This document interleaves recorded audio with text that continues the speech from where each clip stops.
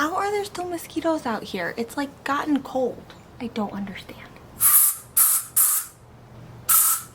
They've got to be like super mosquitoes at this point. Hey y'all, how's it going? Welcome back to Seed to Plate channel. My name is Brooke and I'm making my return with this video. So this video is going to be reviewing everything that went really well and everything that went really wrong in my garden this year. If you've been following along, you know that there was a lot of things that went really wrong this year. But a bit of personal news first. I got a new job. Very exciting. So I do work a corporate 9-to-5. I work in the tech field. I live in Central Texas, and I got a new job recently, which is really quite wonderful. And I think if you believe in the universe or whatever, I think actually my lack of gardening this fall has really enabled me to open up my eyes and see a lot of issues at my previous job. And then this new opportunity honestly kind of fell in my lap and worked out really well. So I'm really excited. I spent my whole day today onboarding. A very exciting time in life. And yeah, let's jump right into the video. I'm gonna put little chapter markers. I want to first talk about the fails before I talk about the wins. So check out the little chapters below if you want to skip around at all. So there's 5 of each. It was a hectic year. So my 5 biggest fails really start with my heirloom tomatoes. So I planted out, I think it was 25 or 30 heirloom tomatoes here in my backyard garden, which actually is now grass. I've replanted the grass. So those heirloom tomato plants, a combination of things happened. We had a really bad drought.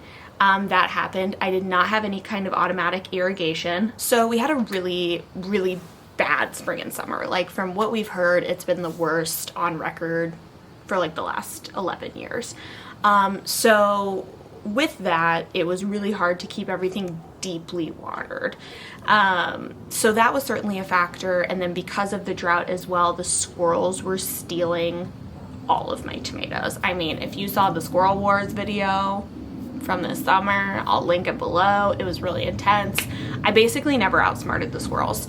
The only thing that I didn't do that I just feel morally opposed to is feeding them in a different location. That was something that I really did not want to do, but that's actually ended up seeming like the only thing that would work. To be honest, is to give them another food source, which I just didn't want to do.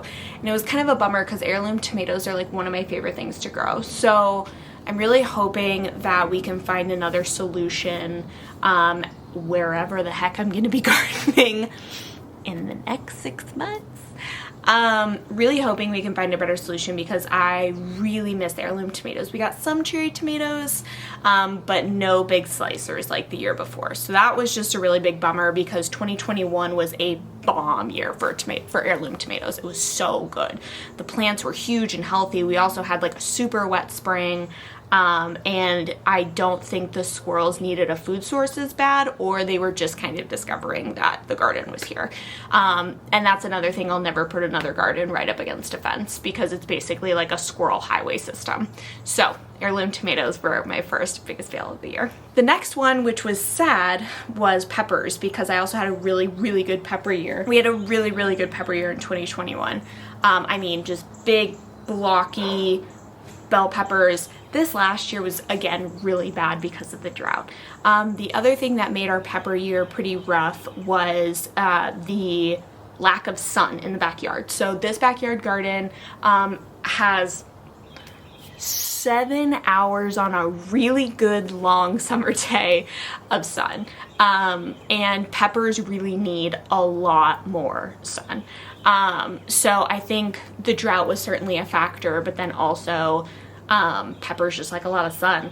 So that was another factor. I had big bushy pepper plants, but like no peppers. It also heated up really fast. So we had spring and then like boom, it was super freaking hot. And when that happens, what your peppers will do is they will stop flowering. The flowers will like literally just fall off. So not only were they just heat stressed, they like it hot, but not like over 100 hot. And it was hot and dry. So I think both of those factors led to us having a not great pepper year. I think actually the only thing I used my peppers for was pepper jelly. I had just enough peppers to make pepper jelly.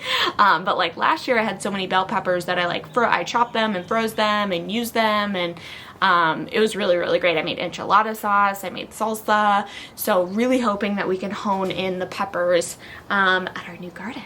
The next thing was my garlic. Now, admittedly, I've never been great at growing garlic. I really need to do some research into why this one did not go very well. Also, motorcycle. suburban neighborhood vibes. So I really need to look more into why the garlic did not do well. I planted it in October, I harvested it in June, I thought I did everything right, but by the time I harvested it, my cloves were like not like nice and plump and juicy. They were like dry. It was almost like the cloves weren't there. I think they're literally still sitting in my garage and I just haven't had the heart to throw them away. They're probably certainly dried up by now. I could probably just make garlic powder at this point, but it's fine. So yeah, garlic, I want to figure out garlic because I freaking love garlic. I put garlic in everything. I put way more than I'm supposed to in recipes that call for it. Like, I just love garlic. So I gotta figure out the whole garlic situation. I don't think that that's definitely not gonna happen this year just because of the timing of us moving. The third thing that was a really big sad fail for me was sunflowers. I did not grow one sunflower this year other than like a gross native one that I don't like. So I tried to plant sunflowers in the backyard. We just don't have enough sun in this backyard to germinate seeds back here, to be quite honest with you. There's literally not even enough sun back here to germinate a seed. Anything that has to be planted back here had to be planted from like a pretty mature start. So sunflowers are my favorite. I really want to try and figure out how to use them as a trap crop, especially for the leaf-footed bugs that I don't like that fly at your face. I've talked about on here before how I really hate them. So yeah, the whole leaf-footed bug situation, I would love to like plant a patch of sunflowers that are just pretty to look at, and that's where all my leaf-footed bugs live, and they can live far away from my tomatoes. But that was a bummer. I planted sunflowers, so many of them, sowed seeds, and just never got a freaking sunflower. I think I got like a few dinky ones that looked sad and skinny and dehydrated, but that was about it. So my last absolute fail were my watermelons. So I was so excited this year. I got the Yellow Moon and Star watermelon seeds, and the plant started to grow in my community garden plot, but that was when I was kind of really struggling with the community garden plot because of the heat and the drought and, quite frankly, the politics of the community garden. I was also kind of looking back too, that was when I kind of started to struggle a little bit at my last job, and so I think just all of those factors combined, I think that I just didn't water it enough. I think it was just way too freaking hot, and I also think what happened was there was my community garden plot was basically walled in by zinnias, and so I don't think it got quite as much sun as it could have, because I've grown watermelons in there before and they've done really well. So that was definitely a disappointment. And the funny thing is I actually don't even like watermelon. I was growing yellow watermelon to see if I liked it better than like your traditional watermelon, which like just sounds so stupid when I say it like that, but it's fine. So let's talk about my biggest successes, because I think it's good to start with the fails, just to be honest and transparent. I think a lot of, gardening is all about all these beautiful big harvests and everything that went right. I don't think we talk about enough what went wrong and why. So, but we already talked about that. So let's talk about what went right. So, my Determinate tomatoes, my garden friend gifted me some Determinate tomato seeds, and I had some as well. They're like, I'm pretty sure they're some kind of hybrid, they're aroma tomato, and I only had 7 plants, but those 7 plants of aroma tomatoes gave me about 55 pounds of tomatoes. I was shooketh.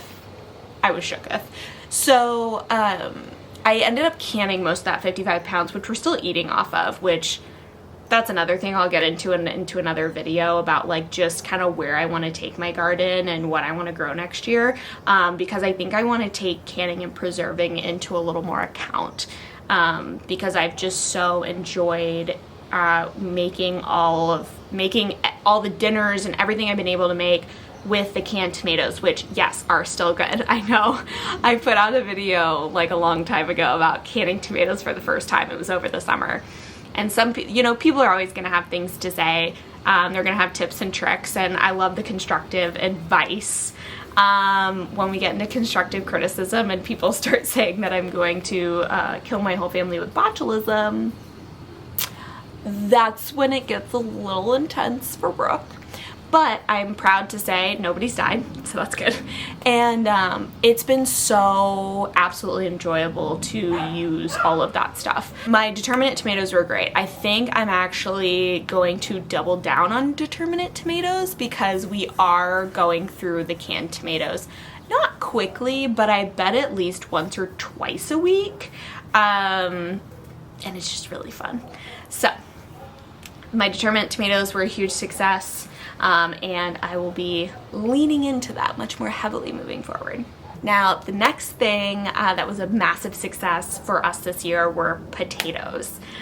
So we planted potatoes in late February, and I actually got Cam to come plant the potatoes with me, which was super fun. Cam is my boyfriend of almost 4.5 years.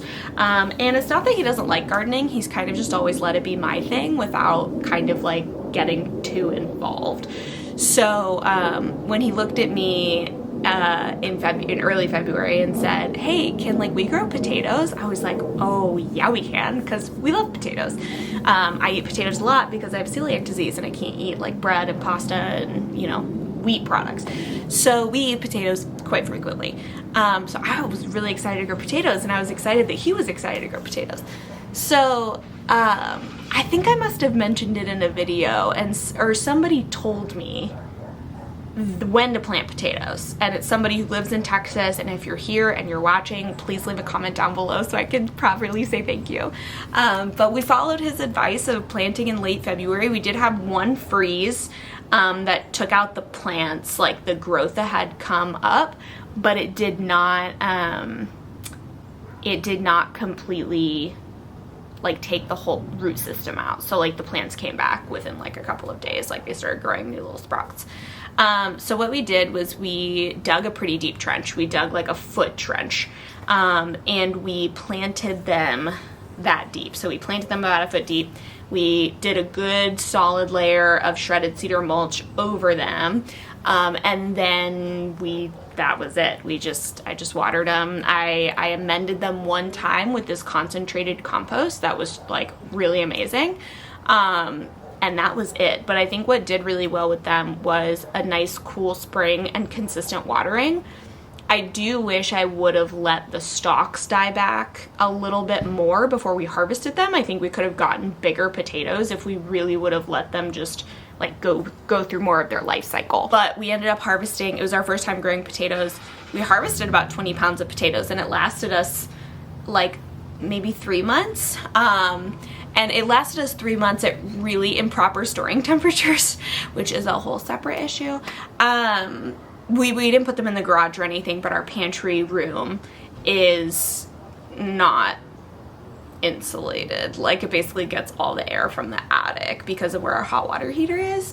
So it gets warm. When it gets warm outside, that room gets at least 5 to 10 degrees warmer than the rest of the house. With the potatoes, we just had so much fun digging them. They were so big and green and lush. We didn't really lose any to them coming through the surface and getting green, which is a way that potatoes can become very toxic. So we didn't really have any issues there, which was great. And we did purple potatoes, red potatoes, russets, Yukon Golds, and some other variety. Kennenbeck. I do want to do a better job at understanding which varieties do well here. And sadly, unless we get we end up buying a house really early in the year, there is a very slim chance I will be growing potatoes this year, which is a bummer because it was so fun. We also ran into a little baby snake while we were ripping out the potatoes, which was kind of funny. And yeah, so potatoes were super, super fun. Definitely want to do it again.